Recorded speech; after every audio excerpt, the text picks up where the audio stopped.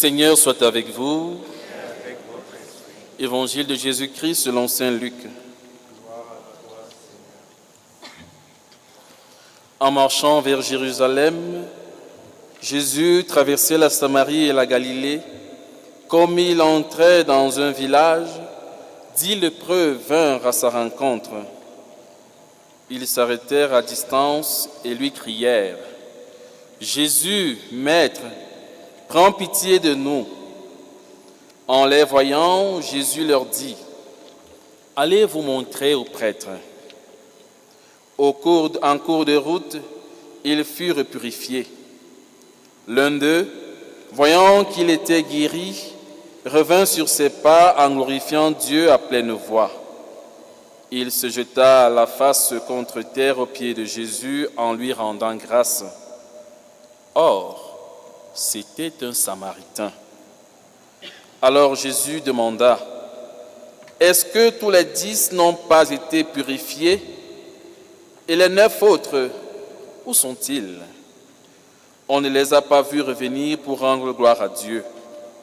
Il n'y a que cet étranger. » Jésus lui dit : « Relève-toi et va, ta foi t'a sauvé. » Acclamons la parole du Seigneur. Louange à toi, Seigneur Jésus.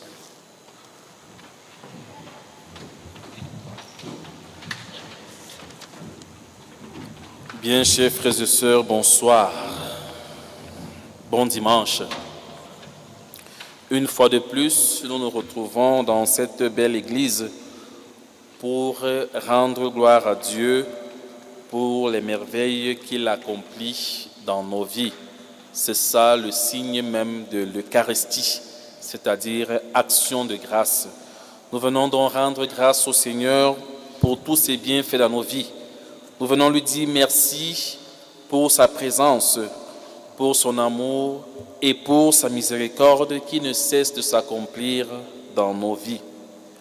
La parole de Dieu de ce dimanche, comme nous l'avons dit au début de notre célébration, nous invite à une attitude de gratitude, savoir rendre grâce au Seigneur. Parce que parfois nous vivons comme chrétiens, il nous arrive de vivre comme si tout ce que nous avons, nous l'avons de droit, comme si tout ce que nous avons va de soi. Et il nous arrive d'oublier que tout ce que nous avons et tout ce que nous sommes nous vient du Seigneur. Dans la première lecture qui nous est proposée en ce jour, tirée du second livre des Rois, nous voyons un général étranger. Dans la Bible, généralement, quand on précise le terme étranger, ce n'est pas pour rien. C'est bien sûr pour nous dire que le Seigneur Jésus qui est venu, il n'est pas venu uniquement pour les Juifs. Il n'est pas venu pour une race particulière. Même s'il a prêché dans une race particulière, il n'est pas venu uniquement pour cette race. Il est venu pour que toute l'humanité puisse avoir la vie et que nous l'ayons en abondance. Et donc aujourd'hui, la parole de Dieu nous présente le général syrien Naaman, qui était frappé de lèpre, cette maladie qui rendait les personnes, qui mettait les personnes à l'écart. On nous dit que lorsqu'un lépreux se promenait dans la ville, d'ailleurs les lépreux devaient toujours être retirés de la ville, mais lorsqu'un lépreux se retrouvait malheureusement au milieu des gens, il devait marcher avec une cloche, sonner la cloche pour que les autres qui arrivent puissent prendre leur distance pour ne pas être en contact avec lui, au risque d'être contaminés.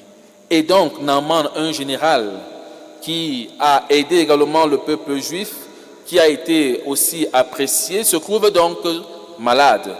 Il est malade de lèpre.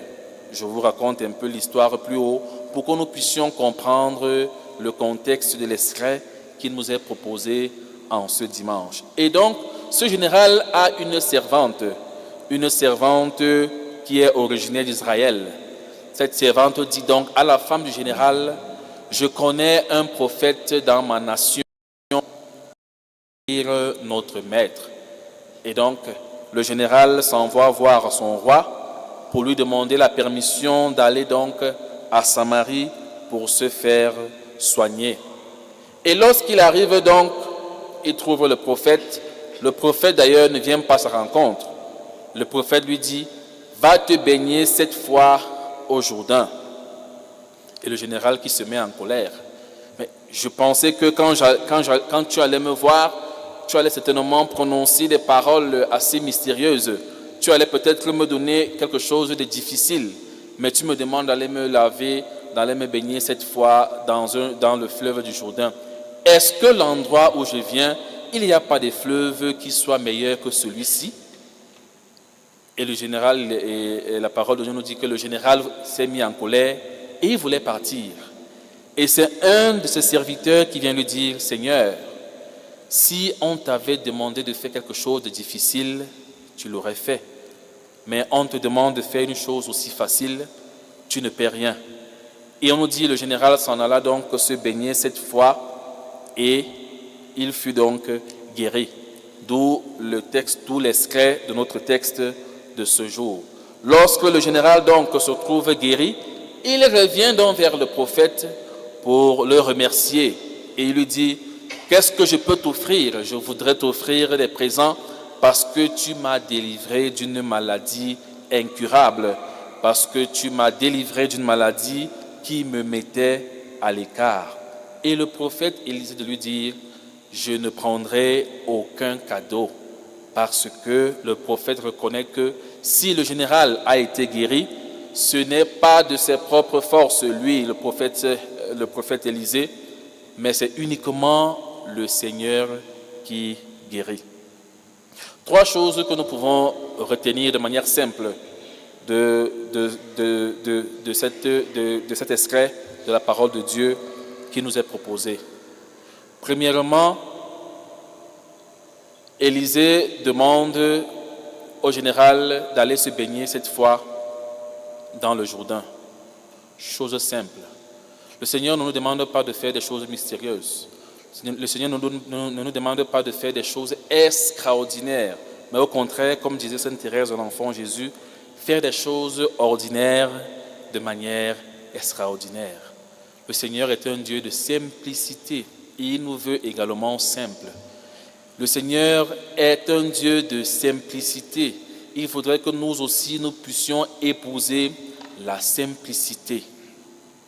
Deuxième chose, le prophète ne reçoit aucun cadeau. Le Seigneur n'a pas besoin de tous nos dons. La seule chose que le Seigneur a besoin, c'est de notre adhésion, notre confiance, notre foi. C'est de ça que le Seigneur a besoin. Parce que tout ce que nous avons, tout ce que nous sommes, c'est lui qui nous les donne. La seule chose qu'il a besoin, c'est de notre, comme je l'ai dit, notre adhésion, notre oui inconditionnel, notre confiance, même lorsque tout nous paraît difficile, que nous ayons une confiance absolue en lui. L'attitude de Naaman devrait également nous exhorter à l'action de grâce. C'est d'ailleurs ce que le Seigneur fait, c'est d'ailleurs ce qui nous est également présenté dans l'Évangile. L'action de grâce. Nous vivons comme des personnes parfois qui pensent qu'elles ont, disons, elles se sont faites elles-mêmes des personnes. Ce que je le suis par mes propres mérites. Ce que je suis, ma situation aujourd'hui, c'est par l'effort de mes propres forces. J'ai bataillé dur, j'ai travaillé dur, j'ai fait ceci, j'ai fait cela. Ce que je suis aujourd'hui, ou alors ce que j'ai aujourd'hui, c'est le fruit de mes efforts. Certes, ce n'est pas faux, parce que le Seigneur, même si le Seigneur nous donne sa bénédiction, il demande également que nous puissions nous aussi nous mettre au travail. Il nous a bénis et il nous demande également que nous puissions nous mettre au travail pour pouvoir transformer la terre et pour pouvoir prendre soin de nous et prendre également soin de nos frères et sœurs. Mais ce que nous ne devons pas oublier, c'est que cette force que nous avons pour pouvoir faire des efforts, cette force que nous avons pour pouvoir nous mettre au travail, cette force nous vient du Seigneur. Et donc nous ne pouvons pas dire ce que je le suis par mes propres mérites. Mais au contraire, toujours savoir reconnaître que le Seigneur a agi, le Seigneur a béni, le Seigneur s'est manifesté dans notre vie. L'évangile qui nous est présenté aujourd'hui est également similaire à la première lecture. Nous voyons des personnes qui reconnaissent en Jésus le Sauveur. Ils viennent lui demander la guérison. Jésus, on nous dit, ils se mettent à distance parce qu'ils sont frappés également par la lèpre. C'est également l'attitude que nous devons avoir également vis-à-vis de notre Seigneur. Parce que la lèpre ici, c'est le péché. Nous sommes entachés par le péché qui veut toujours nous tirer vers le bas. Nous sommes entachés par la marque du péché. Mais malgré notre tâche du péché, le Seigneur vient toujours à nous. Le Seigneur, il vient toujours, on nous dit, il vient nous donner la vie et pour la donner en abondance. Et les 10 lépreux qui arrivent donc, ils se mettent devant Jésus, ils lui demandent la guérison. Jésus fait également comme le prophète Élisée. Il ne leur demande pas de faire quelque chose ou alors il ne prononce pas quelques paroles. Il leur dit, allez vous présenter au prêtre. Parce qu'en Israël, à cette époque, lorsqu'on était frappé d'une maladie incurable et qu'on venait à être guéri, il fallait se présenter au prêtre pour que le prêtre puisse attester que vous êtes véritablement guéri et ainsi pour que vous puissiez être réintroduit dans la société. Parce que comme je vous l'ai dit, la lèpre mettait à l'écart. Et donc c'est comme ça également, le péché nous met à l'écart. Le péché nous sépare de Dieu. Le péché nous éloigne de Dieu. Mais heureusement pour nous, le Seigneur n'a pas honte de nous. Il vient toujours à notre rencontre. Il dit donc aux 10 lépreux, allez vous présenter au prêtre. Et en chemin, lorsqu'ils se rendent compte qu'ils sont purifiés, un seul rebrousse chemin et revient pour, on nous dit, il rendait gloire à Dieu à haute voix. Un seul revient et on précise, or, c'était un Samaritain. Parce qu'à cette époque, les Juifs considéraient les autres peuples comme impurs. Les Juifs ne voulaient rien avoir à faire avec les autres peuples. Parce que les Juifs se considéraient comme le peuple choisi, le peuple de Dieu, le peuple élu. Et donc, être en contact avec les autres peuples, c'était comme se souiller. C'était comme être marqué par la souillure. Et donc, les Juifs considéraient les autres peuples comme impurs, comme je l'ai dit. Et parmi ces peuples, donc, il y avait les Samaritains. On nous dit donc que celui qui revient, c'est un Samaritain. Qu'est-ce que nous devons comprendre? Parfois, nous avons l'impression que nous sommes les ayants droit. Donc, tout ce que le Seigneur nous donne, c'est normal qu'il nous le donne. Et puisque nous nous comportons ainsi, parfois, nous ne savons plus reconnaître la gratuité de ce que le Seigneur fait pour nous. Parce que nous pensons que c'est normal, ça va de soi. Ce matin, nous nous sommes levés, il est presque 18 heures, nous sommes encore en vie. Tout à l'heure, nous allons aller nous coucher. Et demain matin, nous allons nous réveiller et la vie va continuer. Ainsi de suite, on entre dans la routine. Tellement que nous sommes dans la routine que nous ne prenons plus le temps de nous rendre compte de la gratuité que le Seigneur nous donne. Nous ne nous rendons plus compte des bienfaits du Seigneur dans nos vies. Nous nous lamentons de beaucoup de choses. Aujourd'hui, peut-être la nourriture était bonne, était moins bonne. Et on se plaint, la nourriture n'était pas bonne. Pourtant, à côté, il y en a qui n'ont même pas pu avoir ce que nous avons eu. Nous nous plaignons de ceci, nous nous plaignons de cela. Et nous ne nous rendons pas compte que certaines personnes n'ont même pas la moitié de ce que nous avons. La parole de Dieu d'aujourd'hui, donc, nous invite à la reconnaissance. Savoir rendre grâce à Dieu pour tous les bienfaits. Même la plus petite des choses que nous pouvons penser être normales, cela est une grâce. Le seul fait que nous puissions être en vie, en bonne santé pour ceux qui le sont, cela est une grâce. Et nous devons toujours Et je veux dire, nous devons toujours prendre conscience de cela. Tellement le Seigneur s'est fait proche de nous, tellement il s'est fait l'un de nous, que voilà, c'est devenu banal. C'est devenu quelque chose de normal. Nous ne nous rendons plus compte de la chance que nous avons. Parfois, nous qui sommes très proches du Seigneur, nous avons l'impression que tellement nous sommes proches de lui, que les choses vont de soi. Nous ne prenons plus le temps de le remercier pour ses bienfaits. Il y a un passage que j'aime bien, j'aime toujours reprendre un exemple. C'est un passage que nous lisons durant le temps de Pâques. Si je ne me trompe pas, c'est pendant la Passion. Quand Jésus prend ses apôtres pour aller prier, on nous dit Jésus se retire un peu, il se retire pour aller prier. Et quand il revient, il trouve ses disciples endormis. Il leur dit, restez en éveil, restez et priez, parce que voilà, la chair est faible, et ainsi de suite, et ainsi de suite. Il s'en va. Et quand il revient, il retrouve encore Pierre et les autres en train de dormir. Et il dit à Pierre, Pierre, tu n'as même pas pu veiller 1 heure avec moi. Et c'est la question que le Seigneur nous pose tous les jours. Est-ce que nous savons encore prendre le temps pour rendre grâce au Seigneur? Nous avons 7 jours. Nous avons du lundi, nous allons au travail. Et le dimanche, qui est le jour où nous pouvons encore venir rendre grâce au Seigneur, c'est encore un jour où nous prenons pour nos différents loisirs. Bon, c'est le jour du repos. Alors je vais prendre un petit repos, je vais aller à la mer. Bon, je ne sais pas, je vais aller quelque part. Et puis, le Seigneur est à côté. Parce que tout ce que nous avons, ça va de soi.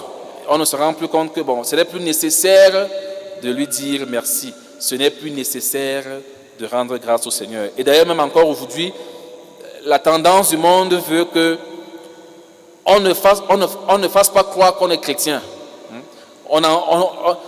Aujourd'hui, c'est même difficile de faire le signe de croix en plein public parce que non, il ne faudrait pas que les autres me regardent. Je n'ai pas envie qu'on sache que non, je suis chrétien. Ou alors, si j'arrive quelque part, me mettre à genoux à l'église, non, ce n'est plus trop commode. On fait tout pour que nous ne puissions pas passer pour des hommes religieux ou religieuses. On nous dit, le lépreux qui est venu rendre grâce à Dieu, on nous dit, face contre terre pour adorer le Seigneur parce qu'il avait reçu un bienfait du Seigneur.